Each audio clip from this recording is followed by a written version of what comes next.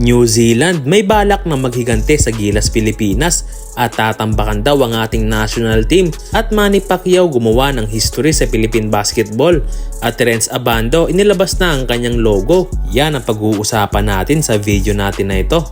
So alam naman natin sa huling laban ng New Zealand at ng Gilas Pilipinas ay hindi natanggap ng New Zealand ang kanilang pagkatalo at sinabi nga ng isang player nila na si Corey Webster na luto nga daw ang laban at mukhang may sama talaga ng loob sa ating national team. At ngayon mga boss ay muling may sinabi si Corey Webster sa isang interview para sa Gilas Pilipinas at ayon sa kanya ay gagawin nga daw niya ang lahat para talunin ang Gilas Pilipinas at sisiguraduhin nga daw niya at ng kanyang kupunan na hindi na mauulit ang nangyari sa huling laban nila kontra sa ating national team. Well, si Corey Webster mga boss ay isang veteran player sa kanilang lugar at 2-time MVP sa kanilang liga sa New Zealand at nakakapag-average sa FIBA ng 13.9 points, 2.1 rebounds and 2.4 assists per game. Hindi naman ganoon kataas ang stats niya kaya imposibleng mabubuhat niya ang New Zealand, pero hindi maitatanggi na delikado talaga ang ating Gilas Pilipinas sa New Zealand. Unang-una, mawawalan tayo ng Kai Sotto na napakalaking impact sa ating national team dahil napakalaking ambag talaga ang nagagawa ni Kai sa depensa at opensa, lalong-lalo na sa rebound at presensya niya sa ilalim dahil dinudumi na nga niya ang painted area. Meron man tayong AJ Edu, Junmar Fajardo at Japet Aguilar,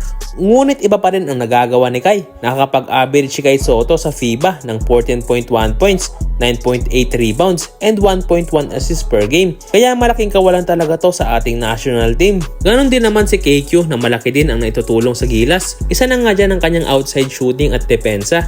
At tumako naman tayo mga boss sa ginawang history ni Manny Pacquiao sa Philippine basketball. Dahil itong nakaraang araw lang ay itinayo ni Manny Pacquiao ang WMPBL, isang liga na para sa mga kababaihan. Pangalawang nga to sa mga women professional league sa ating bansa. At sa isang team nga dito ay naging head coach pa itong si Terence Romeo kasama ang iba pang mga PBA players na kanya namang mga coaching staff na sina CJ Perez, Arvin Tolentino at Vic Manuel. Nakakabilib talaga itong si Manny Pacquiao mga boss dahil pinaglalaanan talaga niya ng milyong-milyong budget ang kanyang liga para sa bawat Pilipinong mahal ang basketball. Samantala sa puspusang pag-iinsayo ng Strong Group PH kasama si Renz Abando ay ito naman ang inilabas ng former KBL champion na si Renz. Inilabas na nga niya ang kanyang logo at makikita nga dito ang RA na kanyang initial sa pangalan at merong style na pakpak na nagre-represent sa Philippine Eagle na nagre-reflect naman kay Renz Abando sa kanyang mga high-flying dunks.